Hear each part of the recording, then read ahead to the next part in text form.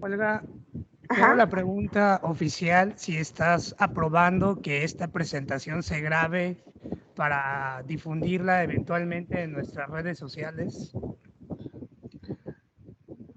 Se escuchó cortado otra vez. Si autorizas que la presentación se grabe. Sí, claro. Vale, gracias.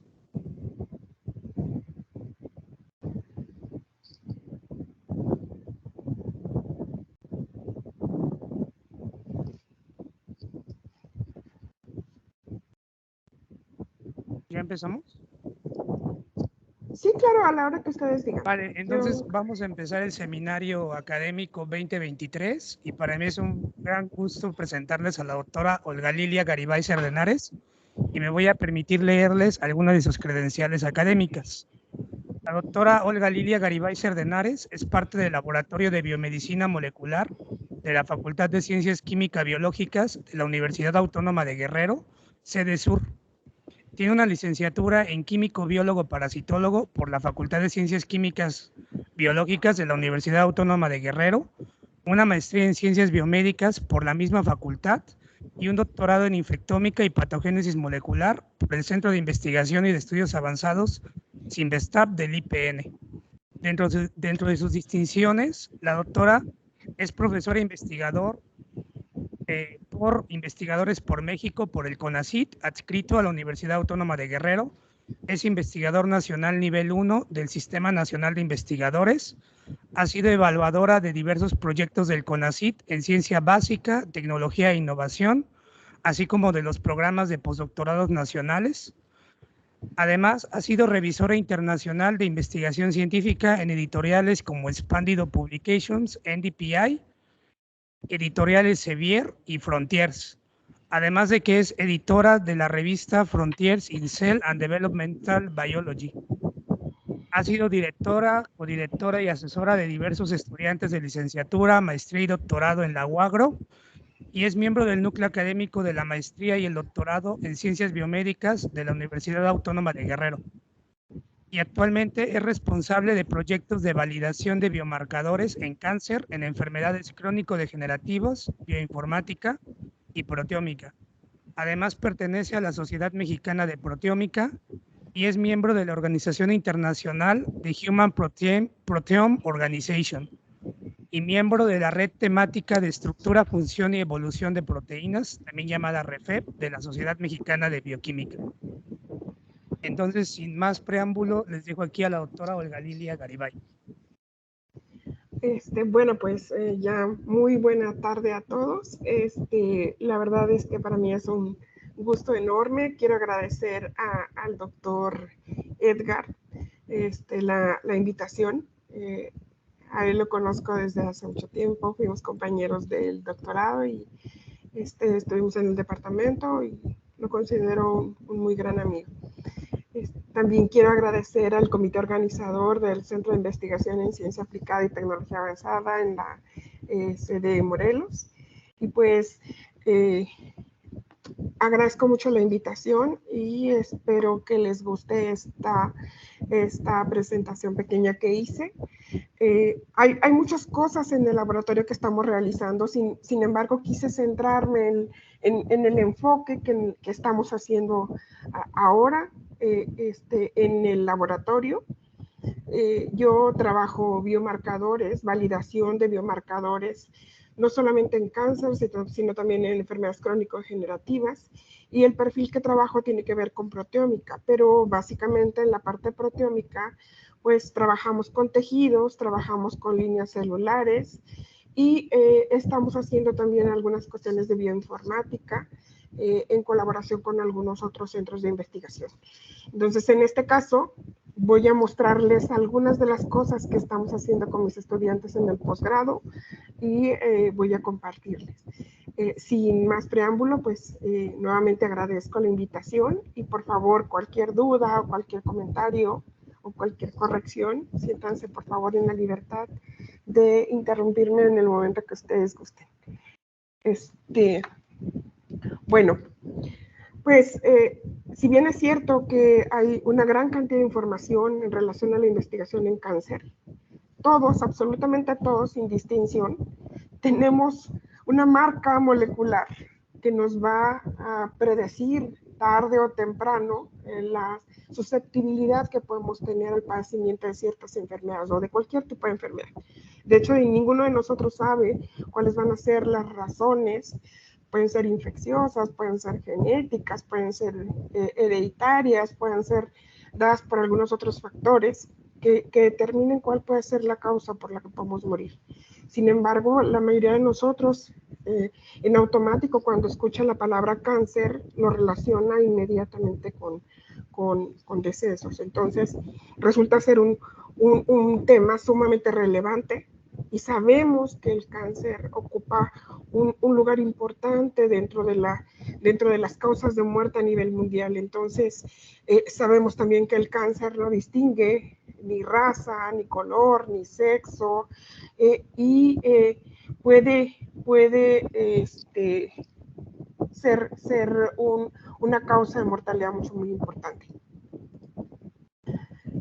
Sabemos también que dentro de las causas que tienen que ver no solamente con la incidencia, sino también con la mortalidad, hay una gran cantidad de enfermedades relacionadas con cáncer, tanto en hombres como en mujeres, y sobre todo en mujeres, en términos de los cánceres que tienen que ver con la estructura del aparato reproductor femenino, con los cánceres relacionados con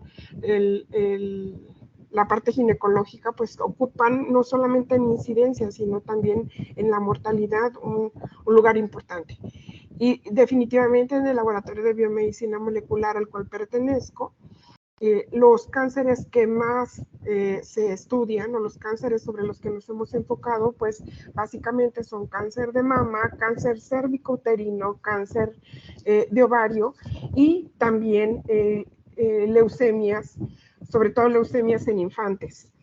Y como ustedes saben, pues el cáncer de mama y el cáncer de ovario ocupan un lugar importantísimo dentro de la mortalidad a nivel mundial. Y en México, pues definitivamente no es la excepción. Pero ¿cómo comienza el cáncer? O sea,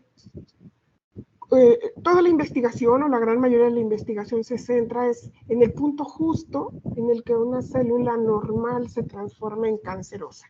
Y si bien es cierto, se han establecido una gran cantidad de factores, algunos genéticos, algunos hereditarios, que tienen que ver con la exposición, por ejemplo, a algunos genobióticos o algunos carcinógenos que pueden afectar al DNA y que esa afección al DNA no pueda ser reparada y que como consecuencia de esa falla en esa reparación en el DNA comience a acumularse estas mutaciones y comiencen a deteriorar funciones que tienen que ver con la proliferación celular, con la apoptosis, con la sobrevivencia de la célula, con la señalización, etcétera, van a generar que en algún momento la célula normal comience un proceso de expansión clonal, es decir, comience a alterarse, no solamente alterarse los mecanismos de proliferación celular, sino que esa proliferación celular se deteriore al extremo de que puedan en cada división irse acumulando mutaciones.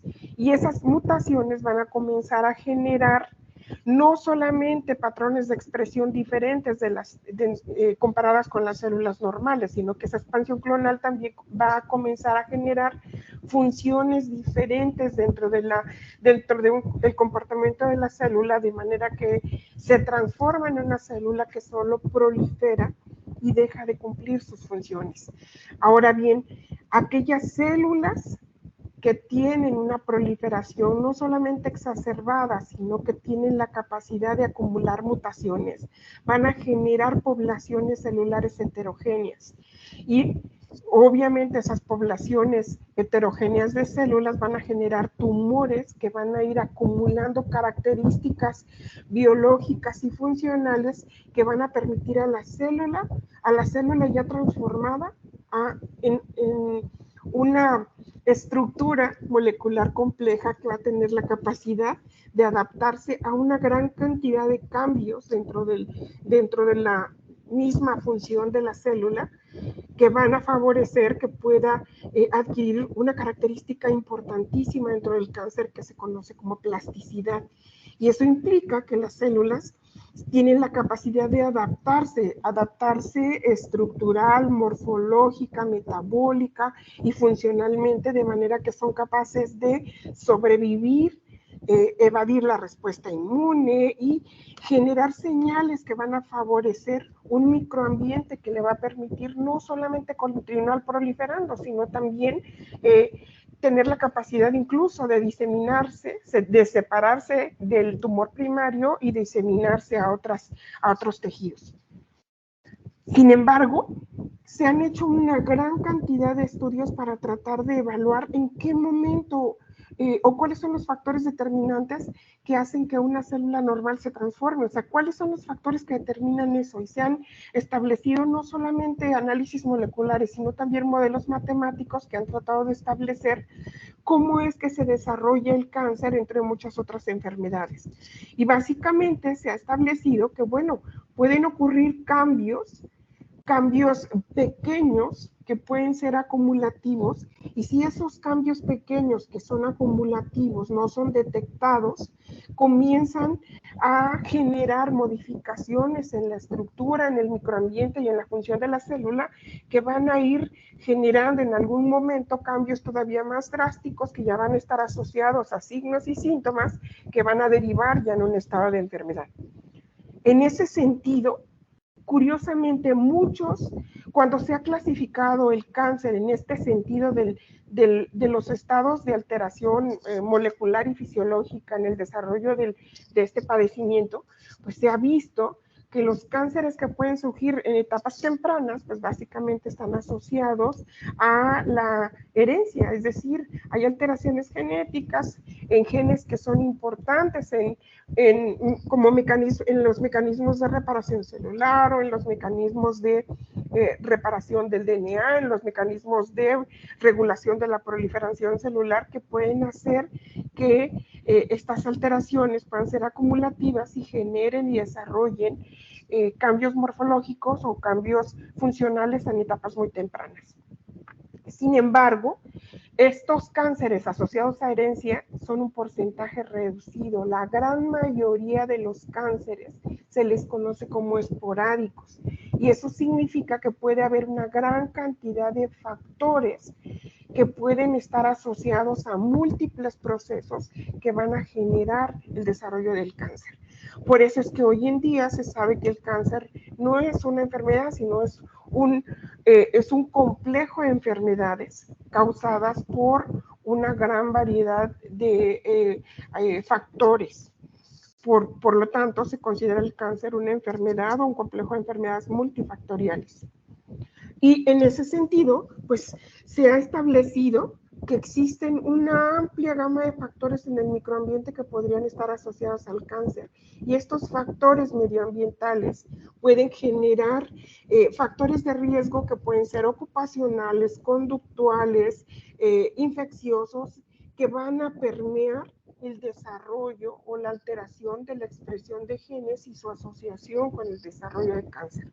Se ha visto, por ejemplo, que la dieta, que la exposición a radiación ultravioleta, que la presencia de disbiosis en algunos órganos, la alteración de la microbiota normal de nuestros órganos, la exposición a carcinógenos exógenos, la temperatura, la distribución geográfica, pueden ser incluso los hábitos de ejercicio, la contaminación, entre muchos otros, incluso el cambio climático, podrían estar asociados en mayor o en menor medida a la exposición, no solamente temporal, sino a una exposición gradual, permanente, de una dosis que puede ser variada de distintos componentes a lo largo de nuestra vida, e incluso en algunos casos in útero, que pueden derivar en el desarrollo del cáncer.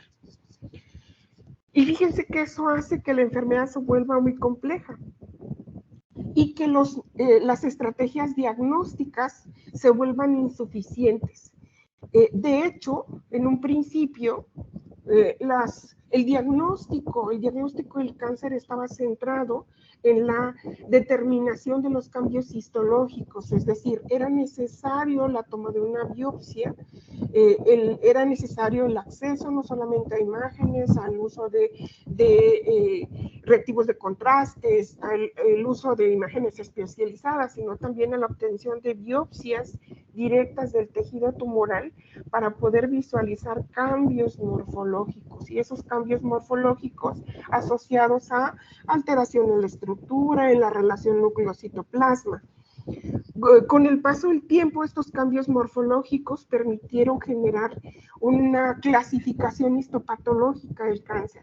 Esta clasificación histopatológica, aunada al descubrimiento de marcadores moleculares asociados a proliferación, asociados a inflamación, asociados a inhibición de la apoptosis, generaron paneles de marcadores celulares que pudieran ser auxiliares en el diagnóstico morfológico.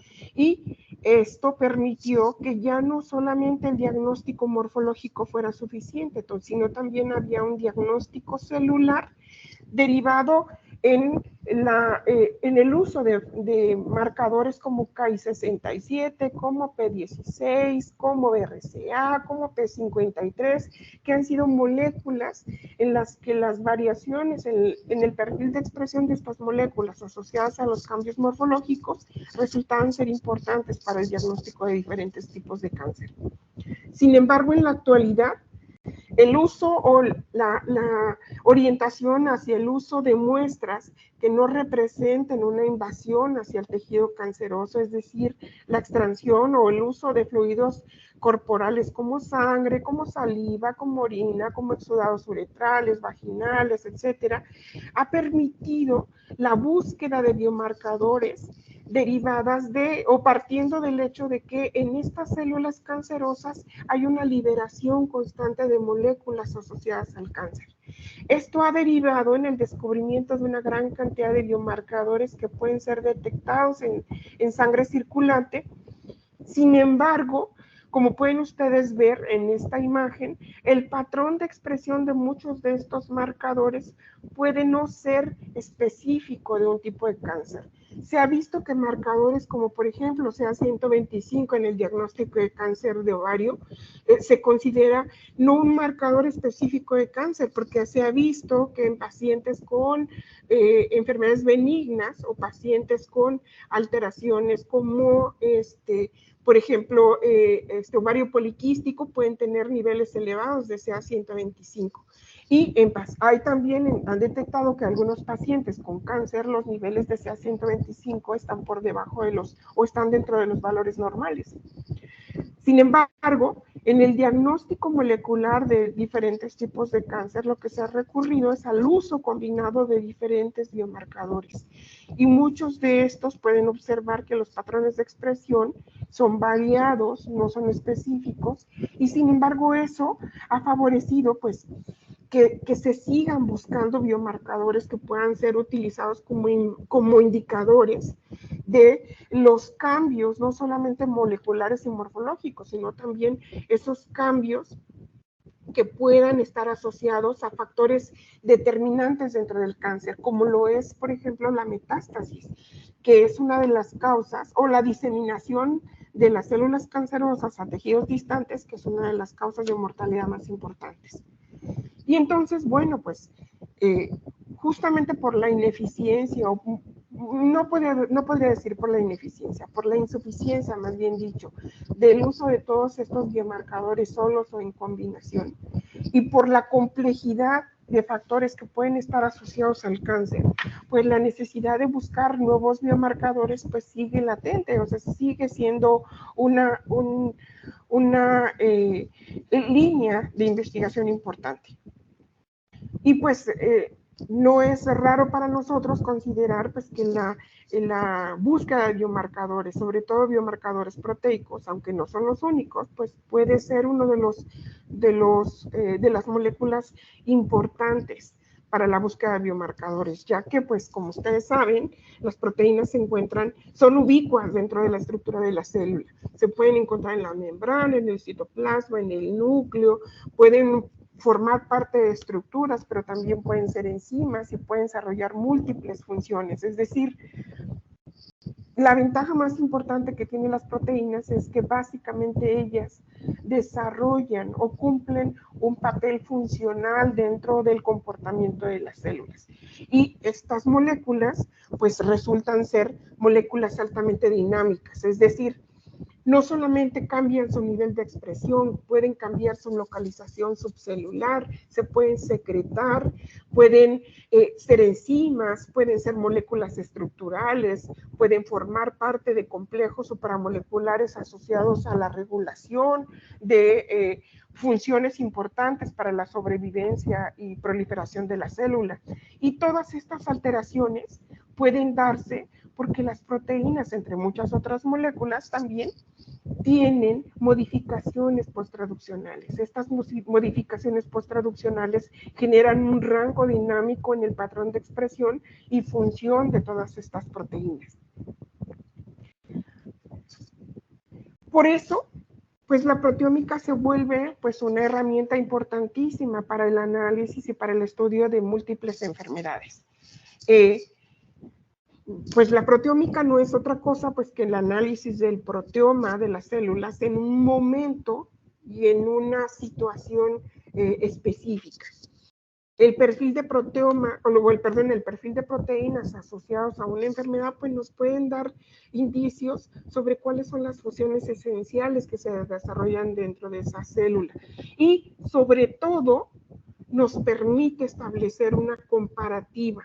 Básicamente la mayoría de las estrategias de proteómica se enfocan al análisis comparativo entre condiciones. Y en nuestro caso, pues no es la excepción. En algún momento uno de mis compañeros me decía, bueno, pues es que la proteómica no es más que comparar pasto seco contra pasto verde. Y les comento que en un principio me parecía como si se considera la proteómica como algo muy poco relevante. Sin embargo, en términos generales tiene toda la razón. Básicamente lo que hacemos en la proteómica es comparar, pero la comparación puede ser tan amplia o tan específica como sea lo que se busque. Nosotros sabemos que en la investigación, si utilizamos líneas celulares, si utilizamos modelos animales, si utilizamos muestras de pacientes, las condiciones que vamos a comparar van a ser determinantes para los resultados que obtengamos y por ende la relevancia biológica de los datos que obtengamos. Y cuando hacemos nosotros proteómica comparativa, como pueden ver en esta imagen, no solo es amarillo o verde, hay todo un espectro de amarillo hasta llegar al café oscuro, y hay todo un espectro desde el amarillo claro, casi verde claro, hasta el verde intenso. Todo ese espectro de variaciones dentro de la comparación general entre un pasto seco y un pasto que se considere verde es la riqueza y el potencial que tiene la proteómica en su análisis.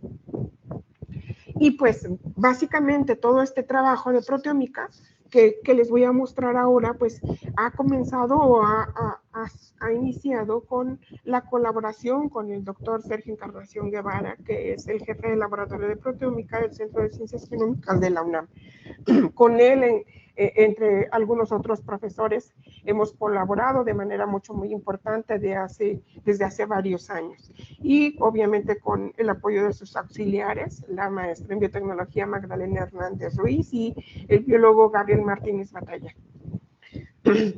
De igual manera, pues para poder hacer un análisis de proteómica, pues hemos tenido acceso a la colaboración con el Instituto Estatal de Cancerología aquí en Guerrero, el Instituto Dr. Arturo Beltrán Ortega, que se encuentra en Acapulco, y obviamente bajo un proyecto aprobado por el Comité de Bioética de Enseñanza e Investigación del instituto. A través de esta colaboración hemos tenido acceso por varios años a la obtención de fragmentos de tejidos, obviamente con previa firma de consentimiento informado, tanto de tejidos de ovario, tejidos de mama, tejidos de cáncer cervical y también de leucemias.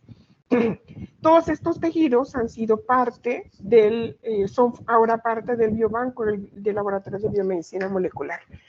Quiero comentarles que este laboratorio tiene más de 26 años trabajando, es encabezado por la doctora Berenice Yáñez Aguiar, quien es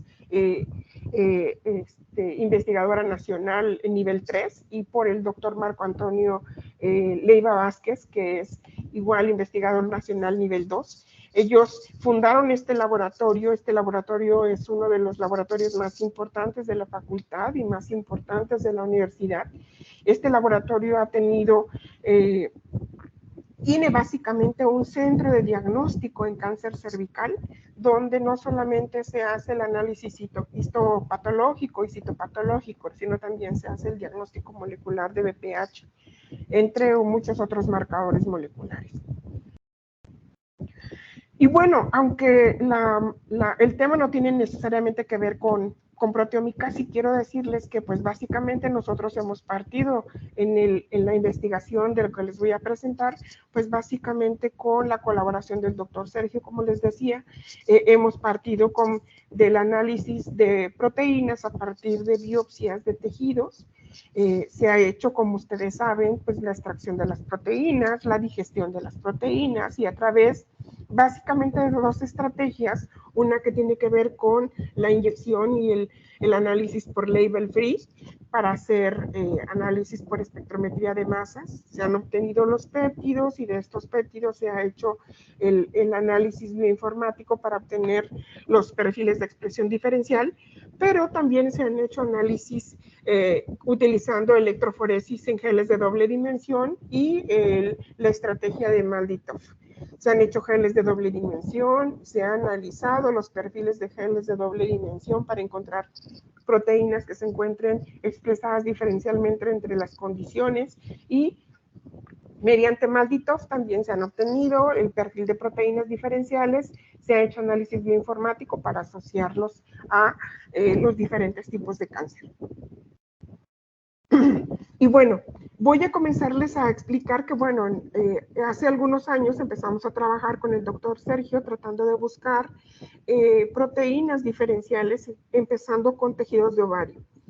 En este sentido, pues bueno, a través de la tesis con una de mis estudiantes que se llama Angelina Herrera Quiterio, con ella trabajamos el análisis de proteómico de pacientes con cáncer epitelial de ovario. Cuando recién comenzamos a trabajar, no creímos que el perfil de nuestro análisis no iba a irse o no se iba a orientar hacia el descubrimiento de proteínas de expresión diferencial entre tejidos normales y cáncer, sino básicamente tomaría como la dirección hacia el estudio de la quimiorresistencia, que más adelante se las voy a comentar. Y bueno, con ella se hicieron, les muestro algunos de los experimentos que se hicieron o algunos de los resultados, porque son parte de publicaciones que están en proceso, pero quise mostrarles lo que estamos haciendo. Bueno, con ella se hicieron análisis de conglomerados jerárquicos para comparar tejidos control versus tejidos con cáncer, y se hicieron análisis de ontología de genes para poder ver cuáles podían ser las proteínas asociadas a funciones, y para comparar o comenzar a validar los perfiles de expresión entre los diferentes tipos de cáncer. Básicamente, en el caso particular de ovario, tenemos el análisis proteómico, lo hicimos comparando tejido normal, es decir, ovarios normales provenientes de pacientes, los cuales fueron sometidos a histerectomía radical por otras enfermedades diferentes al cáncer. Comparamos también tejidos benignos provenientes de teratomas, que son unos tipos de tumores benignos en ovario, y también biopsias de tejidos de cáncer epitelial de ovario, básicamente, como pueden ustedes ver, de tipo seroso papilar, entre otros. Y dentro de las proteínas que mayoritariamente encontramos fueron proteínas asociadas a actividad catalítica. Cuando empezamos a hacer ese análisis de proteínas con actividad catalítica, resulta que encontramos que había muchísimas proteínas asociadas a quimiorresistencia. Y entonces, queriendo empezar a encontrar biomarcadores asociados a cáncer, empezamos a encontrar, o bueno, empezamos a buscar que pues existen básicamente para tratar el cáncer en general diferentes tipos de estrategias de tratamiento. Las convencionales o las de primera línea dependen en gran medida del tipo de cáncer que se ha diagnosticado al momento en el que el paciente llega por primera vez al instituto. Y pues básicamente puede ser la cirugía en primer lugar, y derivada de la cirugía se hace el diagnóstico histopatológico y se establece la estrategia de tratamiento, que puede ser radiación si el tumor es local o quimioterapia si el tumor tiene señales ya de que hay metástasis. Y curiosamente, a pesar de que existen diferentes estrategias de tratamiento, las estrategias relacionadas con la quimioterapia resultan ser sumamente escasas. Es decir, hay muchísimas estrategias de quimioterapia, si bien es cierto. Hay inmunoterapia, hay muchas estrategias. Sin embargo, de manera muy general, las opciones generales en el sistema o en nuestro sistema de salud están centradas en el uso de básicamente dos tipos de fármacos para tratar casi todos los tumores sólidos. Y es el uso de carboplatino y el uso de taxoles, entre ellos paclitaxel. Pero fíjense, curiosamente, la gran mayoría de las pacientes o de los pacientes que son tratados con estos tipos de quimioterapia responden de manera inicial muy bien al tratamiento. Es decir, ¿cómo se puede medir la respuesta al tratamiento? Pues obviamente con una disminución del tamaño del tumor diagnosticada por imagen. Es decir, un paciente llega, es diagnosticado, entra a cirugía y una vez que pasa la cirugía, se establece el tipo histológico, el tipo de cáncer, el grado de diseminación, el estadio clínico, etcétera, comienza su tratamiento de quimioterapia. La mayoría de ellos son tratados con carboplatino y paclitaxel entre 4 y 6 ciclos durante más o menos entre 6 meses y un año. Por lo general, el 60% de las pacientes o de los pacientes responden de manera inicial al tratamiento. Sin embargo, durante ese tiempo o durante una ventana muy corta, la gran mayoría de los pacientes, de esos que responden en primera instancia, vuelven a recaer. Y la recaída tiene mucho que ver con un proceso de selección que se genera en los tumores. Es decir, cuando los pacientes son sometidos a una primera exposición con tratamiento, pues la mayoría de las células cancerosas o las células cancerosas que son sensibles al tratamiento, pues mueren. Pero aquellas, como pueden ver las cafés, aquellas que son resistentes o tolerantes al tratamiento, pues se seleccionan y ellas comienzan a permanecer, a sobrevivir aún a expensas de la exposición del tratamiento. Entonces, aunque se establezca una segunda estrategia de tratamiento, pues nuevamente vuelve a haber ahora otro sistema de selección en el que las células ya no solamente van a ser resistentes al primer tratamiento, sino también al segundo. ¿Y eso qué significa? Pues que en cada fase de exposición a los diferentes, no solamente a diferentes fármacos, sino al mismo fármaco a diferentes dosis, comienzan a tener o a someterse en un proceso de selección de manera que al final vamos a tener células que pueden ser resistentes a una batería amplia de fármacos. De manera que cuando ocurre la quimioresistencia, pues básicamente los tumores son muchísimo más agresivos. Y aunque les decía, existen diferentes estrategias de tratamiento, pues lo que nosotros empezamos a estudiar es que las pacientes derivadas del análisis proteómico que inicialmente hicimos eran pacientes que eran tratadas pues básicamente con carboplatino y paclitaxel. Y todas ellas resultaron ser quimioresistentes en menos de 6 meses. Entonces, dejamos de estudiar biomarcadores generales para centrarnos en cuáles eran las proteínas que estaban asociadas a la quimioresistencia. ¿Y eso cómo se da? Pues es que pueden haber dos pacientes que tengan el mismo diagnóstico histopatológico, la misma etapa clínica, las mismas características clínicas y patológicas, y sin embargo, cuando se someten al tratamiento, un paciente responde, pero el otro paciente no responde al tratamiento. Y por lo general, los que no responden mueren en periodos muy cortos de tiempo porque sus expectativas de sobrevivencia se reducen debido a la quimioterapia.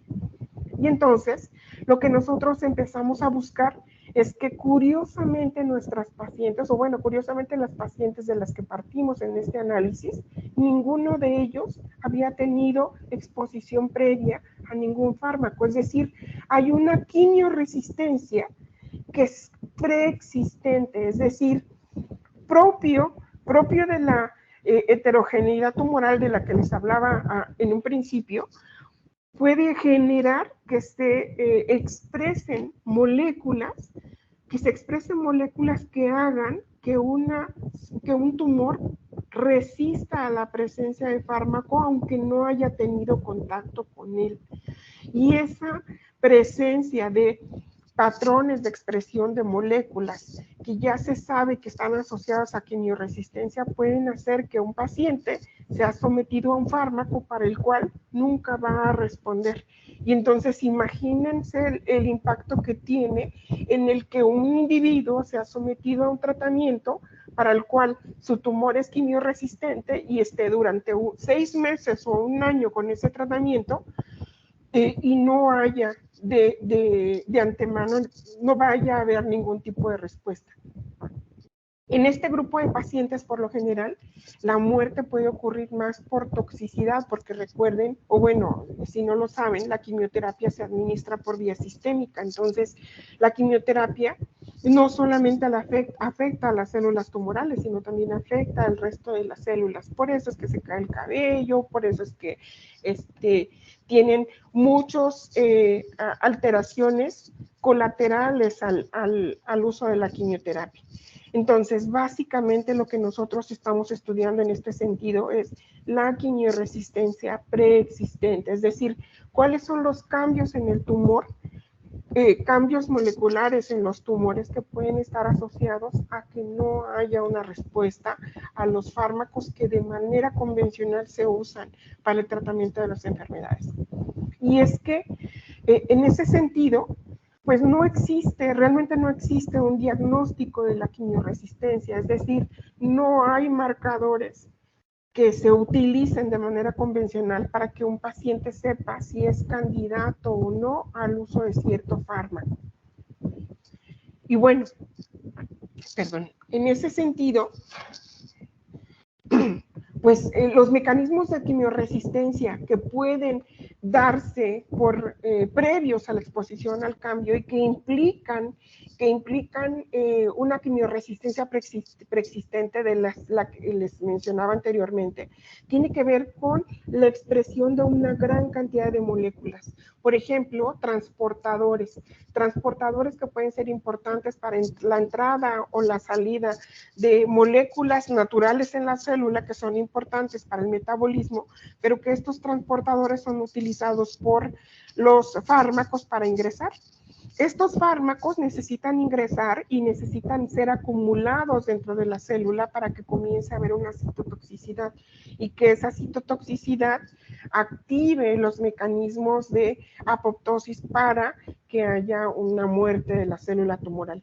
Sin embargo, se ha visto que dentro de las fallas o dentro de los mecanismos que están activados, pues hay alteraciones en la expresión de los transportadores, hay alteraciones, puede haber activación en la reparación del DNA generado, por ejemplo, por los daños al DNA de los fármacos, también puede haber una falla en las moléculas que induzcan la apoptosis, es decir, las células se vuelven tolerantes no solamente a la entrada del fármaco, sino que pueden ser capaces de cambiar la estructura, de evitar la citotoxicidad por acumulación del fármaco, de activar mecanismos de reparación, de activar mecanismos de evasión tóxica, por ejemplo, de cambiar incluso la estructura del fármaco para favorecer que el fármaco no cumpla con su función.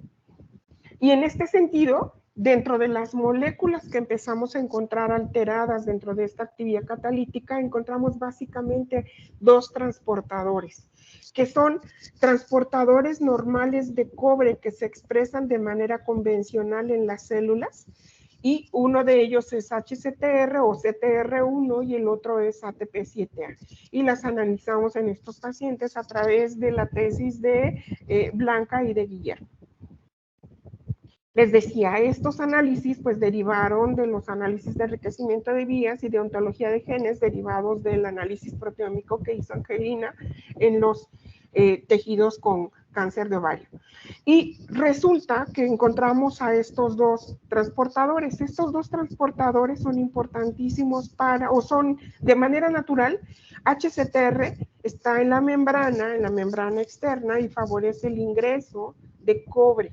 El ingreso, el cobre, ustedes saben que es importante para muchos procesos metabólicos que tienen que ver con melanogénesis, con respiración, con neurotransmisión, etc. Sin embargo, también existe otro transportador de cobre que se llama ATP7A y que de manera natural se encuentra en retículo endoplasmático y que este transportador está asociado a la salida de cobre. Es decir, en una célula normal, la entrada de cobre y la salida de cobre tiene que estar finamente regulado porque el cobre también, si se acumula en exceso, es citotóxico para la célula. Entonces, resulta que estos dos transportadores son importantes para que entre el carboplatino y para que salga el carboplatino. Empezamos a analizar por histopatología, tenemos cortes fijados en parafina y comenzamos a analizar la estructura de los tejidos en términos de HCTR y ATP7A, tanto en tejido de ovario libre de cáncer, donde pueden ver que la expresión de ATP7A es ligeramente más alta que la expresión de HCTR. Y esto es lógico porque debe de estar la cantidad regulada para el ingreso de cobre, pero también resulta importante que los transportadores que están asociados al flujo de cobre son importantes y resultan que pueden estar sobreexpresados. Sin embargo, cuando analizamos pacientes con cáncer de ovario, sobre todo nuestros pacientes que son quimioresistentes, ustedes pueden observar que en algunos casos ambos transportadores pueden estar sobreexpresados y en otros puede haber una disminución de la expresión de HCTR, pero un aumento en la expresión de ATP7A. Cuando analizamos de manera semi-cuantitativa el patrón de expresión de estos transportadores en nuestros diferentes tejidos, pues encontramos que para el caso de HCTR, que se encarga de la entrada de carboplatino, pues si ustedes pueden ver, los niveles de expresión no cambian. Sin embargo, cuando se evalúa la ATP7A, se observa que en pacientes con cáncer de ovario, el nivel de expresión de ATP7A está elevado en comparación con los tejidos benignos y con el tejido normal. ¿Y esto qué significancia biológica puede tener? Pues que podría estar controlada la cantidad de carboplatino que entre a la célula, pero básicamente en los pacientes con cáncer no se acumula. Ese carboplatino está continuamente siendo secretado o siendo sacado fuera de la célula. Y entonces a estas pacientes, aunque les aumenten la dosis de carboplatino, la cantidad de carboplatino no va a ingresar de manera, no va a haber un aumento en el ingreso, pero sí va a haber un aumento en su salida. Entonces imagínense, estas pacientes que todavía no son tratadas con carboplatino, de antemano el carboplatino ya no es una opción para poder destruir estas células tumorales. Entonces, encontramos dos transportadores que resultan ser muy importantes para la entrada y salida del carboplatino y resulta que están sobreexpresados y podrían ser ambos utilizados para seleccionar a aquellos pacientes que puedan ser candidatos al uso de carboplatino en pacientes con cáncer. Dentro de las otras proteínas que también empezamos a encontrar que tenían asociación con actividad catalítica, como les había comentado, pues encontramos proteínas asociadas a actividad antioxidante. Y es justamente porque les decía, aquellos pacientes que son sometidos a carboplatino, pues el carboplatino, una vez que entra a la célula y se comienza a acumular, tiene que activar mecanismos de señalización que tienen que ver con, activa mecanismos, el carboplatino, que tienen que ver con la citotoxicidad. El carboplatino no solamente entra al núcleo, se intercala en el DNA y activa la apoptosis, sino también lo que hace el carboplatino es unirse a una gran cantidad de proteínas, sobre todo aquellas proteínas que tengan o aquellos complejos macromoleculares donde haya enriquecimiento de cisteínas, y lo que hace es alterar la estructura. Entonces, queríamos evaluar actividad antioxidante a través de la tesis de ESLE. Y pues básicamente porque dentro de la, les decía, dentro de la quimioresistencia intrínseca, pues la actividad antioxidante generada por el ingreso que pudiera estar asociada a la actividad proliferante de las células tumorales, podría ser un indicativo de cuáles enzimas podrían estarse expresando. Entonces, ella comenzó a hacer un análisis también de enriquecimiento de vías y hizo interactomas para encontrar proteínas que pudieran estar asociadas a actividad antioxidante, y que estas proteínas con actividad antioxidante también pudieran estar relacionadas con la quimioresistencia intrínseca. Y bueno, dentro de lo que ella encontró, pues es que encontró básicamente 4 enzimas. Estas 4 enzimas están asociadas al estrés oxidativo, que tiene que ver con la acumulación de peróxido de hidrógeno, de anión superóxido o con radicales oxidrilo. Todos estos componentes pueden ser producidos por la acumulación de carboplatino dentro de las células tumorales. Hizo un análisis bioinformático para ver cómo estaban expresados a través del uso de la base de datos HEPIA, donde se comparan los datos de expresión entre tejido normal y tejido tumoral, y no encontramos diferencias más que en la enzima QSOX1. Esta enzima tiene que ver con la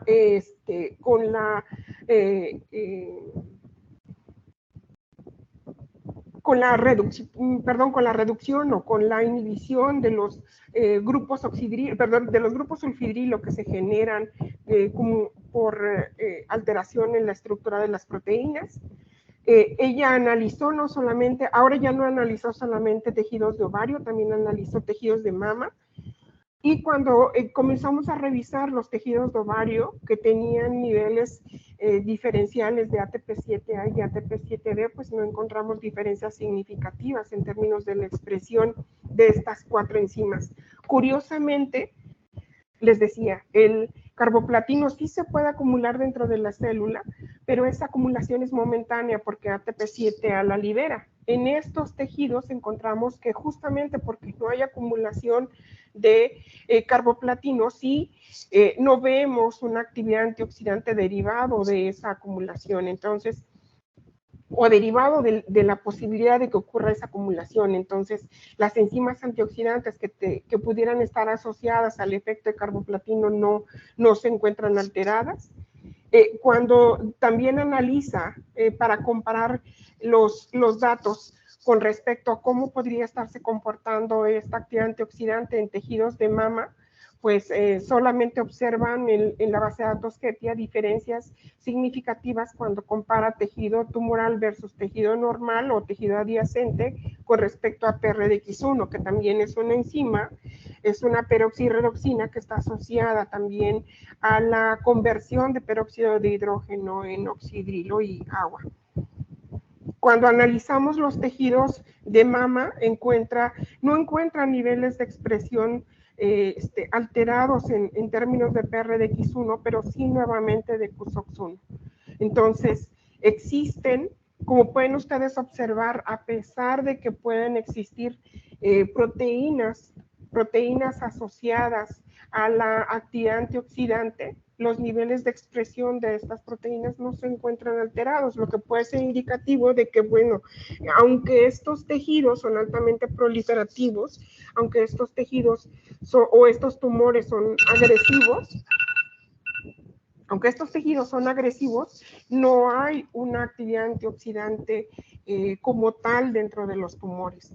Y esto podría ser importante porque eso significa que la célula tumoral está activando mecanismos de señalización para controlar ese estrés oxidativo que se pudiera generar dentro de la célula, consecuencia de la proliferación exacerbada.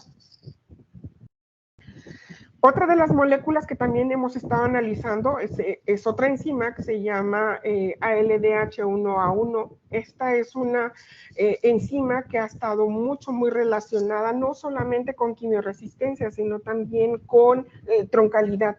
Y se ha visto que muchos de los tejidos que poseen o que son muy agresivos y que poseen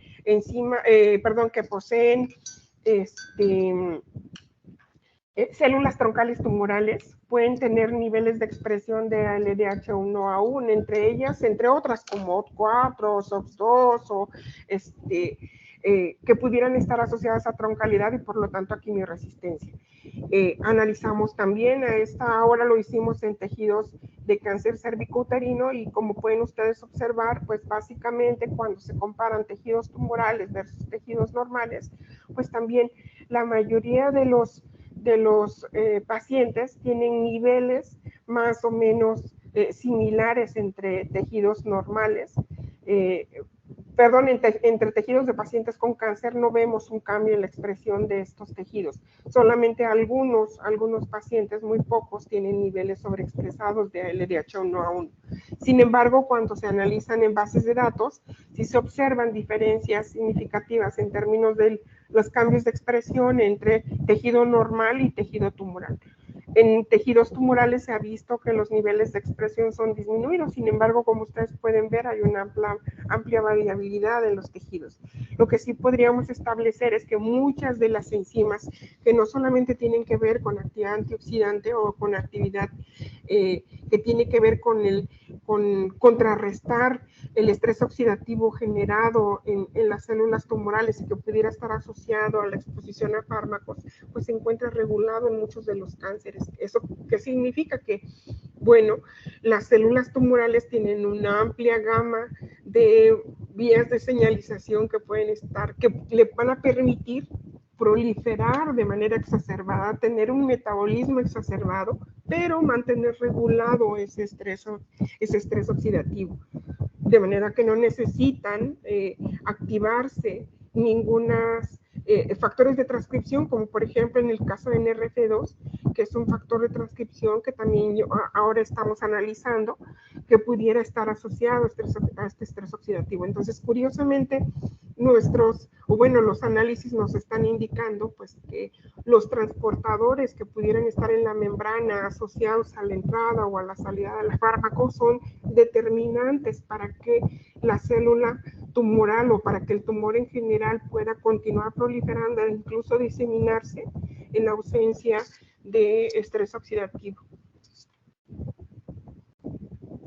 Y también ellos empezaron a analizar en líneas celulares y como pueden ustedes ver, hay líneas celulares como C33A en cáncer cervical que sobreexpresan a LDH1A1, pero las líneas celulares que sabemos que están asociadas a la presencia de BPH, pues los niveles de expresión están ligeramente aumentados, aunque los resultados no son significativos. Y en ese sentido, pues miren, finalmente algunos de estos resultados nos han permitido o nos permitieron generar un proyecto que fue sometido en este año a la convocatoria de Ciencia de Frontera y que fue ganado. En este proyecto no solamente queremos asociar quimioresistencia buscando proteomas asociadas a la quimioresistencia, sino que también lo que queremos hacer es generar un panel de moléculas que puedan estar relacionadas con la quimioresistencia y utilizar sirnas para inhibir la expresión o disminuir la expresión de estas proteínas, pero a través del uso del lipoplexes como una estrategia pues, para reducir la quimioresistencia como terapia de primera línea. Este proyecto es un proyecto grupal en el cual su servidor es la responsable técnico. Este proyecto tiene la colaboración de varios profesores de la escuela que tienen diferentes áreas de expertise y también tenemos colaboraciones nacionales e internacionales, sobre todo para el diseño ya ahora de un liposoma que tenga acoplado a un sirna y ese sirna que pueda estar relacionada con la disminución de la expresión de las proteínas que sabemos que pudieran estar asociadas a quimioresistencia. Y con esta estrategia buscar alguna estrategia terapéutica que pudiera permitirnos revertir la quimioresistencia primaria que se pudiera dar en aquellos pacientes para los cuales la opción de tratamiento de primera línea no es benéfico.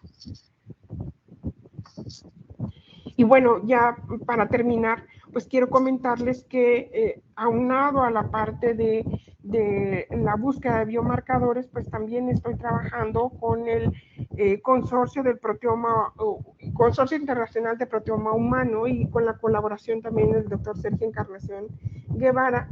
Y lo que nosotros estamos trabajando básicamente es con la caracterización la caracterización molecular de proteínas que forman parte del proteoma humano y que curiosamente todavía no tienen una función asignada.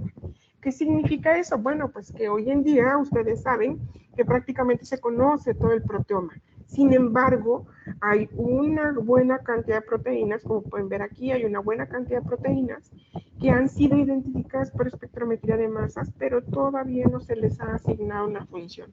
Y pues básicamente estamos utilizando un panel de diferentes tipos de cáncer que pudieran caracterizar a estas proteínas. Y en ese sentido, pues el doctor Sergio Encarnación Guevara, él encabeza en México la línea de investigación que tiene que ver con la descripción de las proteínas sin función asignadas que están ubicadas en el cromosoma 19.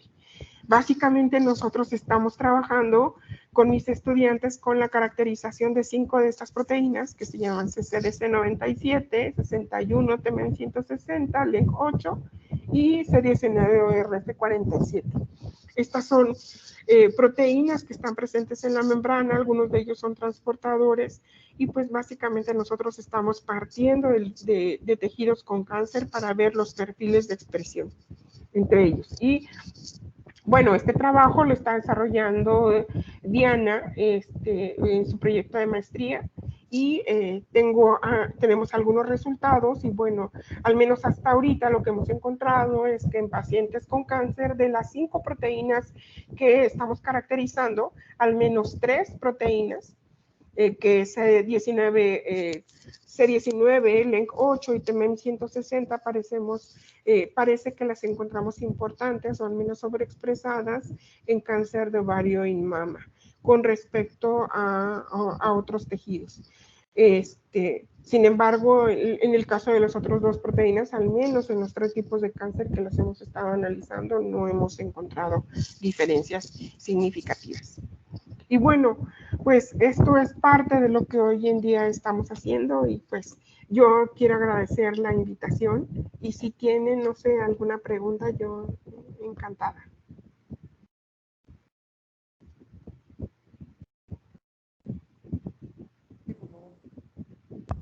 Bueno, pues muchas gracias por toda esta diversidad de resultados. Está abierta a preguntas aquí de nuestros asistentes.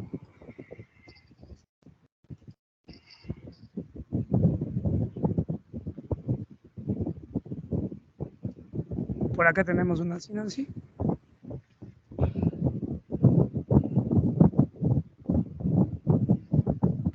Hola, buenas tardes. Hola. El proyecto está muy bonito, no todo lo que han hecho está padrísimo. Más bien tengo como una pregunta, pues como de la ignorancia. ¿Existen estudios genómicos sobre estas proteínas bueno, de la regulación de la expresión de esas proteínas que estén implicadas en la quimioresistencia. No sé si Sí, miren, definitivamente la quimioresistencia como proceso ha sido estudiada desde muchos enfoques. Y en términos de la regulación de la expresión de genes, hay muchísimo que se pudiera hablar. No solamente en la participación de microRNAs, no solamente en la participación por ejemplo, mutaciones en genes, la presencia de polimorfismos, sobre todo, por ejemplo, mecanismos de regulación de la expresión de genes también, pero básicamente lo que nosotros nos hemos enfocado es en la parte funcional. Y pues las proteínas para nosotros están asociadas a la función, pero definitivamente hay muchas cosas que se han hecho en términos de quimioresistencia.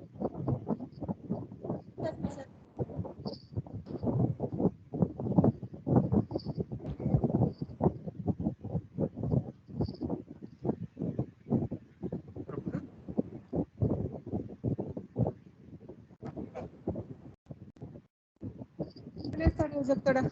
Hola. Olga, por favor, nada más. Primero felicitar porque el trabajo es muy, muy amplio. Tiene muchísimos resultados. Eso quiere decir que es mucho, mucho trabajo detrás. Y mi pregunta también es por curiosidad y va más relacionada. Se me hace muy interesante esta vuelta que da de buscar la sensibilidad a la resistencia que provoca la quimioterapia, pero ya no enfocándonos en el proteoma, sino en el transcriptoma. ¿Habrá algún estudio o qué se sabe o han considerado como ver algún regulador que tenga dentro de su regulón todas estas proteínas? ¿Es algo que tenga en común? Miren, en la facultad hay mucha gente que trabaja, que su área de expertise está centrada, por ejemplo, en la regulación de la transcripción. Por ejemplo, está el doctor Daniel y él trabaja básicamente epigenética y ha trabajado por mucho tiempo con cáncer cervical y ha trabajado con las DN-metiltransferasas, por ejemplo. Él ha analizado patrones de metilación y ha analizado patrones de metilación asociados a cáncer cervicuterino y patrones de metilación asociados a genes que tienen que ver con quimioresistencia, pero no, el enfoque no ha sido quimioresistencia. Entonces, todo lo que hemos encontrado ahorita ha sido un tanto amplio, pero lo que sí es cierto es que la quimioresistencia como tal no se diagnostica, por ejemplo. Cualquiera de nosotros, si tuviéramos cáncer, no nos someteríamos a un tratamiento si supiéramos que ese tratamiento no nos va a servir. Entonces, lo que nosotros nos hemos dado cuenta ahora es que la quimioresistencia como tal no se trata y tampoco se diagnostica. Entonces, simplemente hay un esquema muy amplio de fármacos y la estrategia de terapia del cáncer es en el uso de todas las combinaciones posibles de fármacos con todas las posibles combinaciones de dosis, porque el objetivo es matar a las células tumorales. Entonces, quiero ser claro en el sentido de que todavía nosotros estamos en pañales, pero sí es cierto que nos interesa, por ejemplo, utilizar sirnas como estrategia para poder disminuir la expresión de proteínas que estén asociadas a quimioresistencia. Pero también tengo que ser honesta en el sentido que nos hace muchísima falta conocer muchísimas cosas relacionadas con regulación.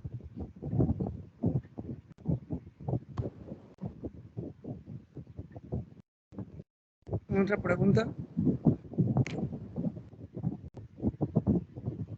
De los que están conectados en internet, ¿tienen alguna duda? Pueden alzar su manita.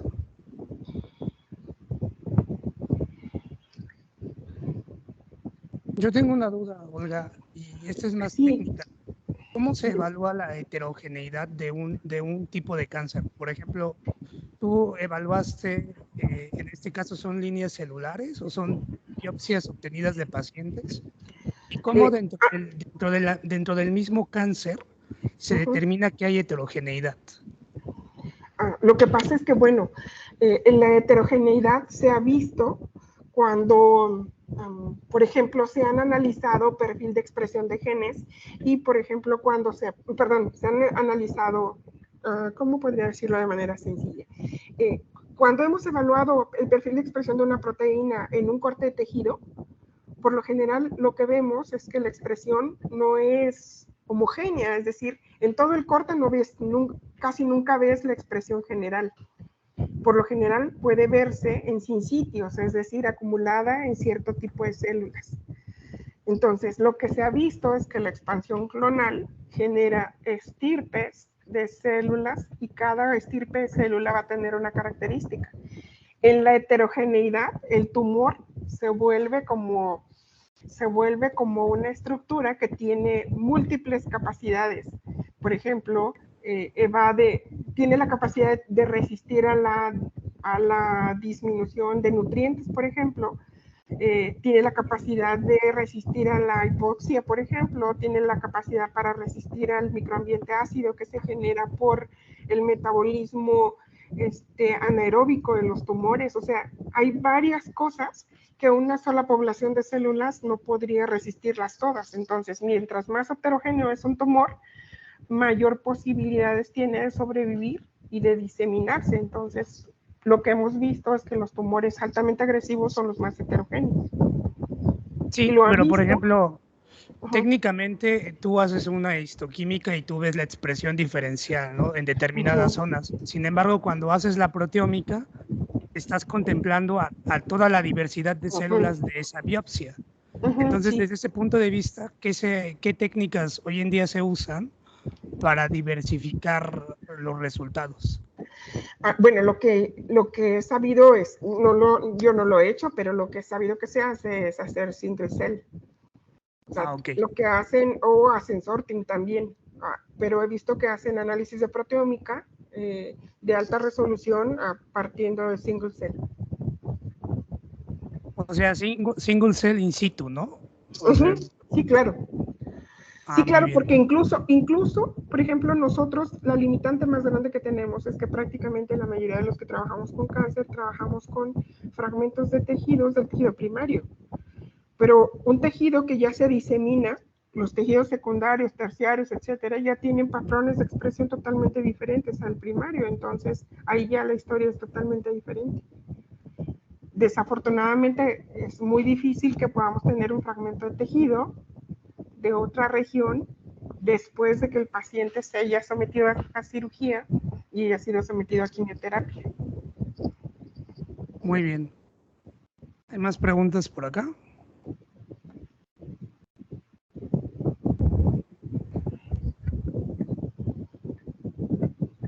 Bueno, pues te agradecemos mucho el Instituto Politécnico Nacional a través del Centro de Investigación en Ciencia Aplicada y Tecnología Avanzada, CICATA Unidad Morelos.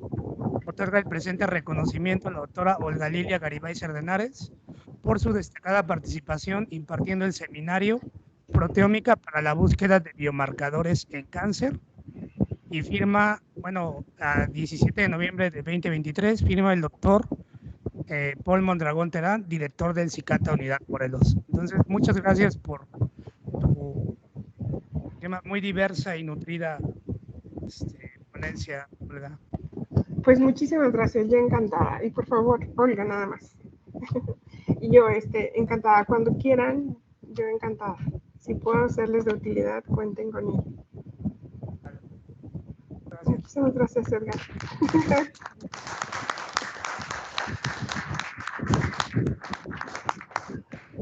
Te hacemos llegar la constancia vía electrónica. Sí, muchísimas gracias. Bueno, pues muchas gracias a los que atendieron el seminario vía online y nos vemos en nuestra próxima sesión programada para el mes de 8 de diciembre. Vale, hasta luego. Hasta luego.